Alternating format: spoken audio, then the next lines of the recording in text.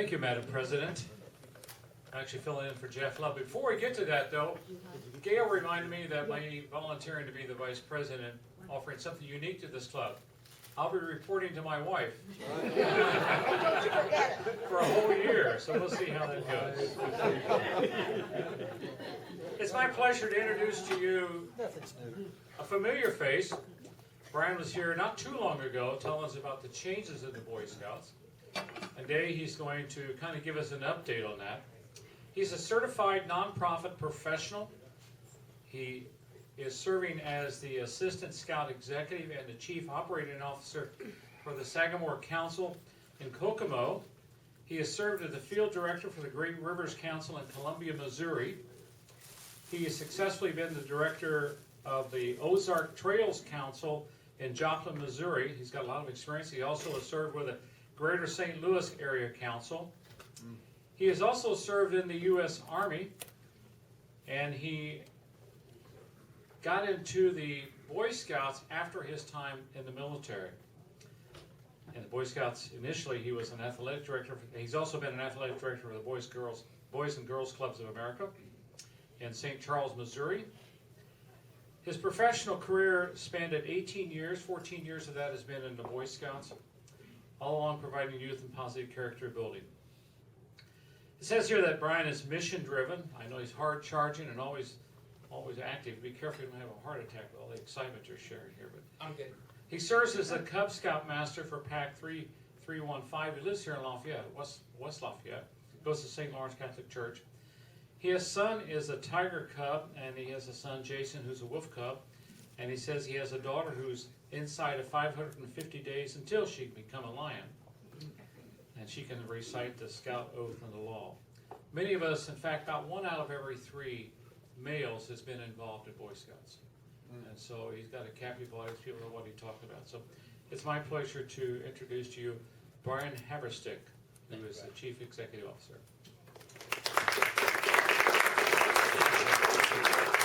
Thank you guys so much. Thank you. What's that? The remote. I need the remote. All right.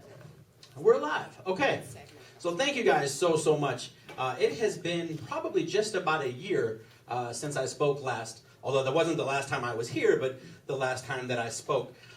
Before I get too far down the road, Rachel, is it? Yes. I want to say thank you for your guys' donation to our Easter egg hunt that we're doing. Thank you for the tickets for that. And where did Audrey go? She had to leave. She left. Okay. I wanted to thank her. I got an email just a little while ago that my family, we did the bell ringing as a family, and we raised like $378 on December 8th.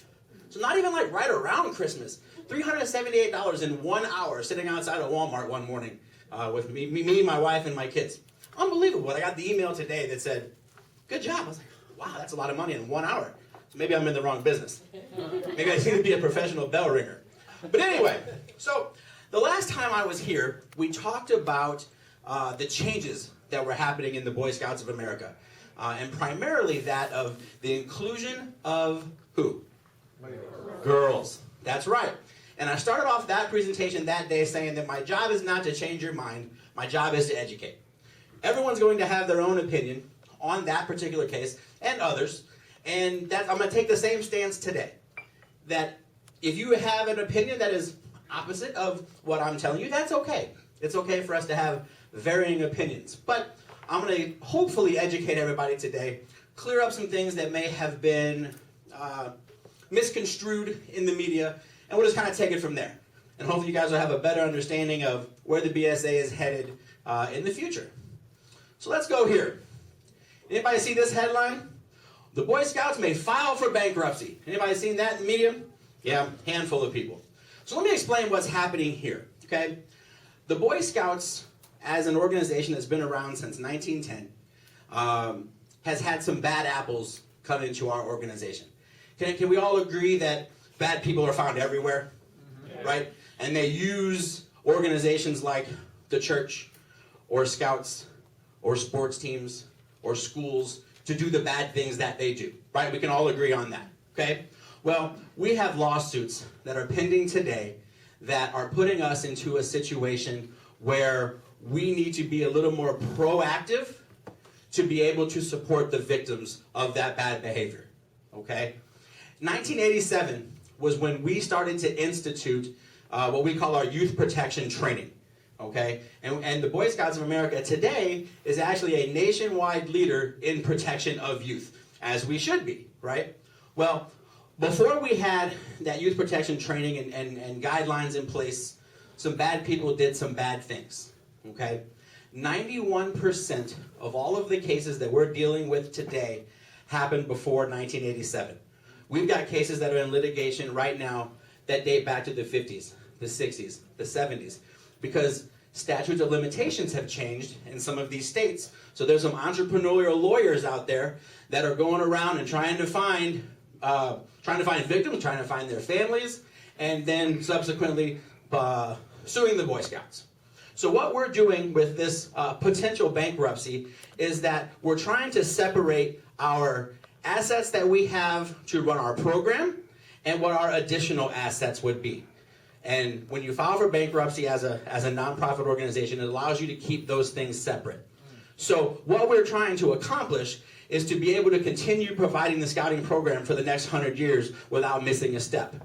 And then taking some of those additional assets, putting them aside into a fund so that we can continue to support those victims. Because it's victims first, and it always has been. And we're not shying away from that.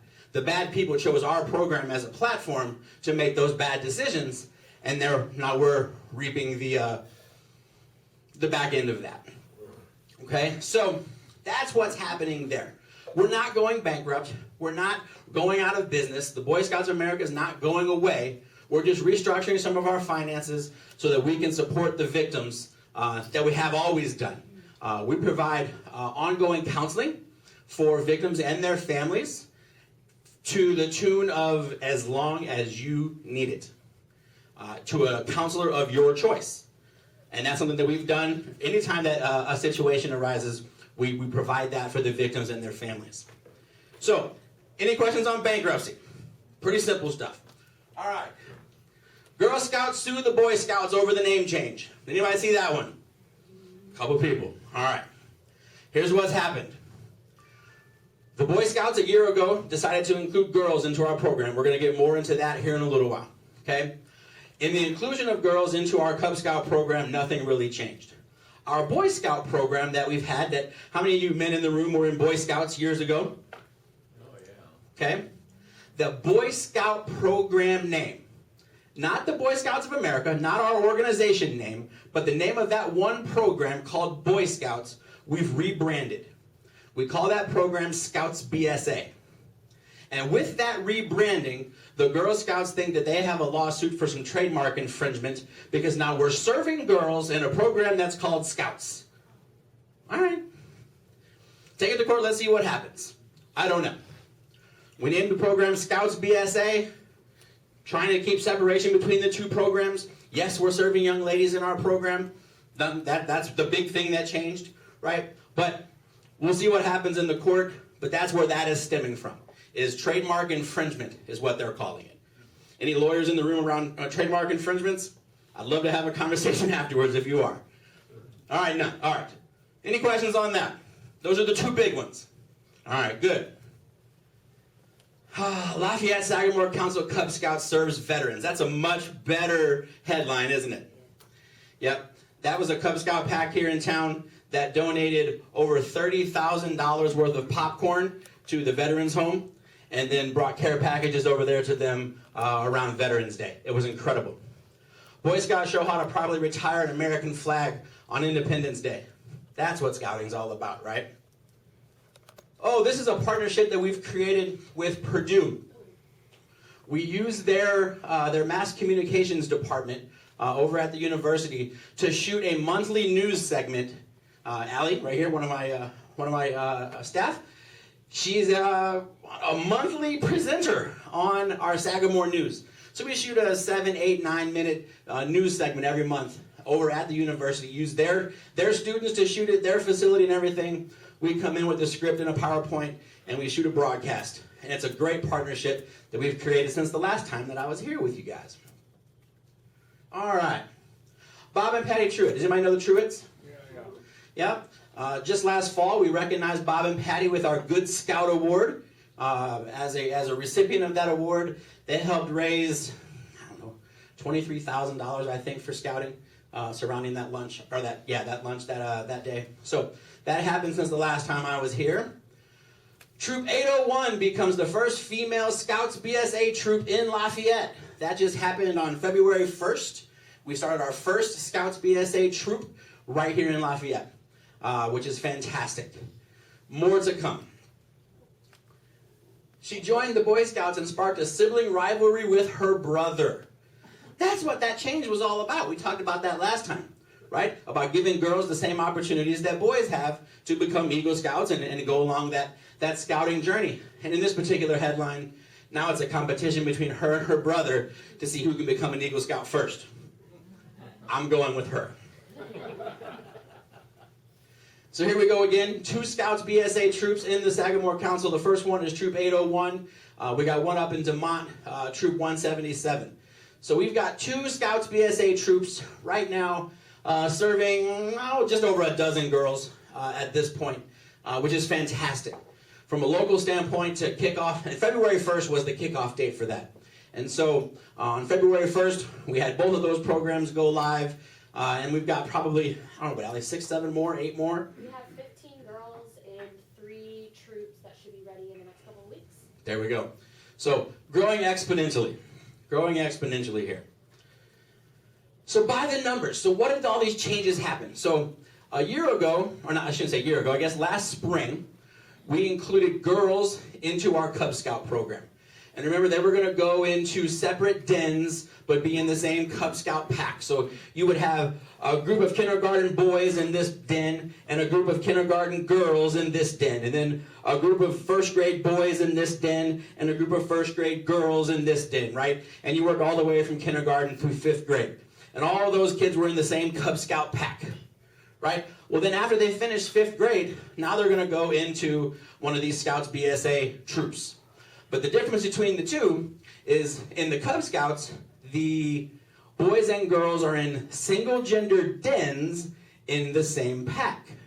When they get to Scouts BSA, they are in complete separate programs, complete separate units, okay? So we will have an all-girl, just like you see there, an all-girl Scouts BSA troop, and an all-boy Scouts BSA troop, okay? So while we are serving both genders, we are keeping them in single-gender settings, okay? Allowing us to serve everybody in the family. All right, so on February 1st, when we went live with this Scouts BSA program, we started 350 new Scouts BSA troops across the country, serving almost 6,000 girls.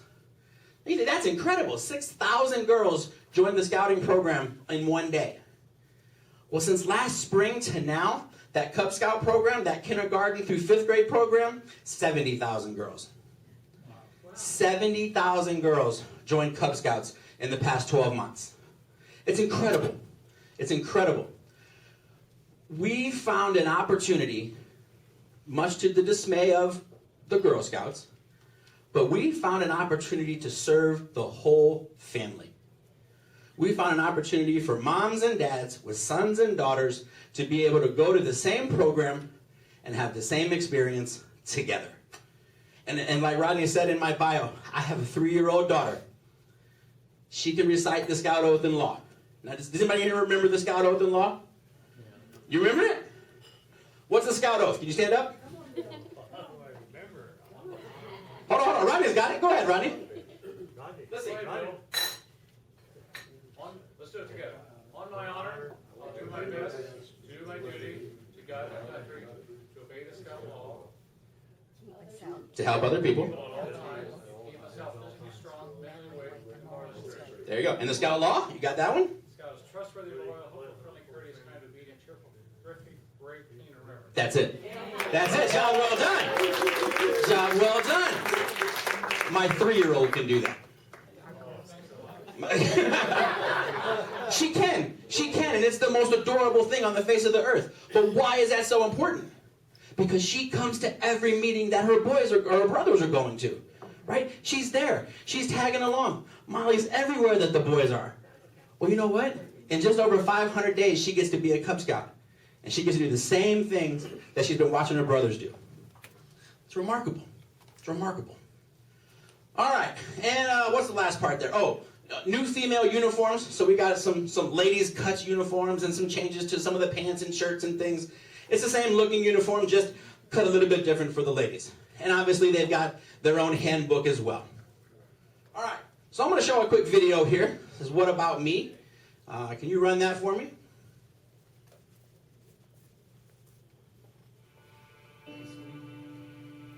Let's go, guys. Get your stuff.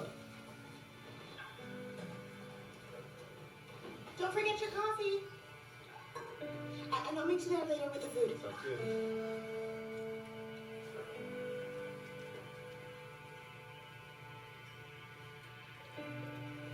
Hey guys. The snacks on that one.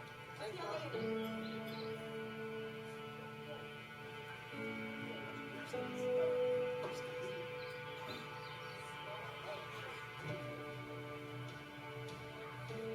Oh, don't forget your coffee. You guys ready?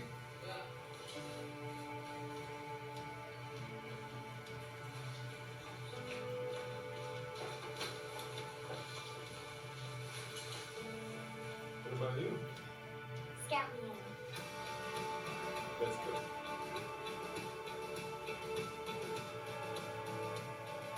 And see, that's what it's all about. That's why we made that change. I almost have tears in my eyes watching that. That's why we made that change. A year ago when I came into this room and we were talking about the Boy Scouts are including girls, there were some moans and some groans and, oh, I don't know if I agree with that, or maybe I do, maybe I don't. That's why. Because there's sisters sitting at home and there's girls sitting at home that want to do the same things their brothers are doing with their moms and dads. It's incredible. Got one more. Oh, there we go. Let's watch this one. This is what scouting's all about right here. I love this one. There are lots of ways to be a kid. My way is to take a road that's not easy. So it's a good thing I'm an adventurer. That's why I'm going to be a Cub Scout, because scouting will guide me to really big things. It will teach me to navigate the woods with confidence, and to navigate the world with confidence too. Scouting will show me a kid who is brave, trustworthy, loyal, and kind. A kid who is always prepared. A kid who is me. So scout me in. Ah, I love that. I love that. That's what scouting's about, right? And the last time I was here, I asked you, what's the first thing that comes to your mind when I say Boy Scouts? What's the first thing? Camping. Camping. What else? Popcorn. Popcorn. It's so good, isn't it? It's so good. It's not really good for you, but it's good. What else? First thing that comes to your mind? Merit badge. Merit badges, right? Everybody now has the opportunity to do that. What a great time. What a great time. Get past that. All right. A couple things that we have coming up organizationally. Does anybody shoot sporting clays? Anybody shooting? We got a, uh-oh, I went too far. There we go. We got a shoot coming up, March 24th out at Cary Camp. We got 65 spots left. If anybody wants to shoot, give me your information here today. I'll make sure you get a flyer. But we got a shoot coming up March 24th. $50 per person. We're limited it to 80 shooters. We got 65 spots left. We're just kicking off registration for that. But should be an awesome event to support Scouts. And then we've got, as we talked about earlier about Rachel, we have our Scouting for Eggs adult Easter egg hunt. An adult Easter egg hunt out at camp. We're going to have 10,000 eggs spread around camp. And there's going to be, I think we're going to put candy in all of them. And then there's going to be numbers inside some of them. And those numbers will correspond to a prize. And we're going to give away a whole bunch of prizes, have a whole bunch of fun, and leave the kids at home. It'll be a lot of fun. Let's see. Oh, I got one more video here. Run that one there.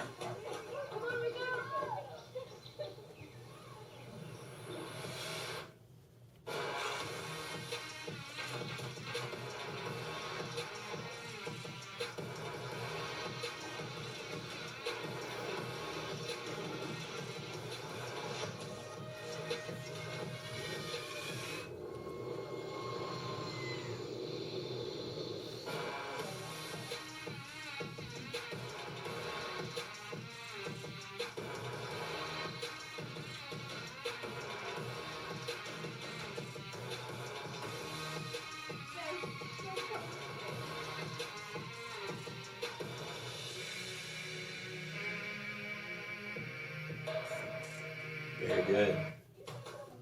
Get past that. Okay. So, a lot of things are changing, right, in our organization. The inclusion of girls, changes to our Cub Scout program, changes to our Scouts BSA program, rebranding the program. You know how hard it is to rebrand something that's been something for over 100 years? Oh, it's incredible. And it's so hard, but it's so necessary. It's so necessary for our organization to evolve. And I think we're taking the right steps. I'm certain, I don't even think, I'm certain that we're taking the right steps to serve families. You know, the mission of our organization, the mission of the Boy Scouts of America says this, and I quote, "To prepare young people to make ethical and moral choices over their lifetimes by instilling in them the values of the Scout Oath and Law." And we talked about the Scout Oath and Law a few minutes ago. The first part said, to prepare what? Young people. Our mission for the last 109 years was to prepare young people. We didn't even have to change our mission to do what we're doing today.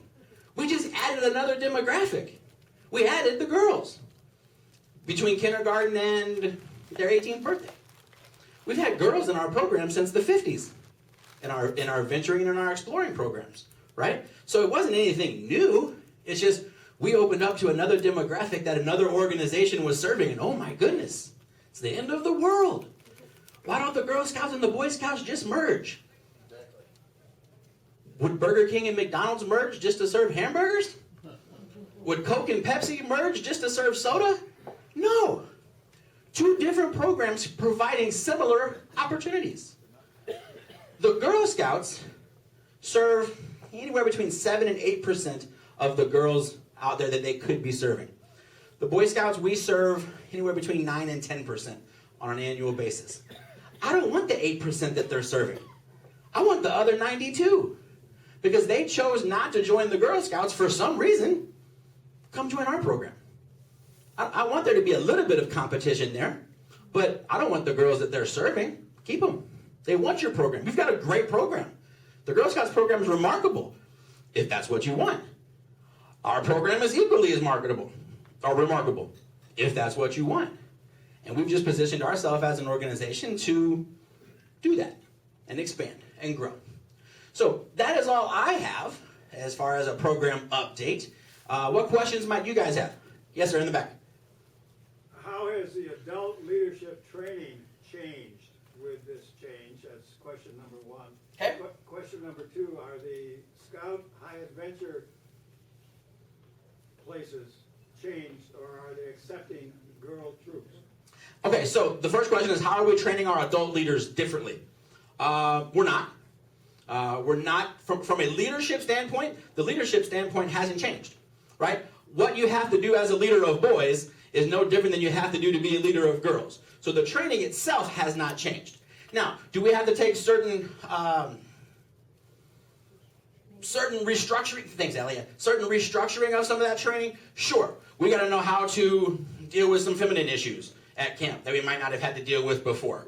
You know, we have to have separate sleeping facilities or sleeping areas and restrooms and things like that. But at any Boy Scout camp in the country, you've got female restrooms because who's been there all along? Moms, right? So not much really had to change. Again, girls have been in our programs for the last 60 years. So it's not like, oh my gosh, we got to build all these girl bathrooms because all we had was boys. No, not much really has changed. Our youth protection training has to change a little bit. And so we're continuing to alter that to make sure that we're keeping keeping our scouts in a safe environment at all times. And we do that very, very well. So not much has changed, but we've had to change a little. Same thing with the high adventure bases. They're prepared. They've had venturing and exploring programs going to these high adventure bases and camps all across the country for years. Not much is changing there. And because it doesn't need to. Not because we're negligent, it's just because they don't need to. Something right here, somebody wanted to, yes sir. You said 70-some thousand girls have joined your program. Yeah. How many of them have been involved in Girl Scouts? About a third. About a third. And that number skews every time I see it. That number changes, and the number is obviously ever growing. Here locally, within our council, just inside 20% of all of the kids that we recruited last year were female. Some of them had Some of them had Girl Scout experience, some didn't.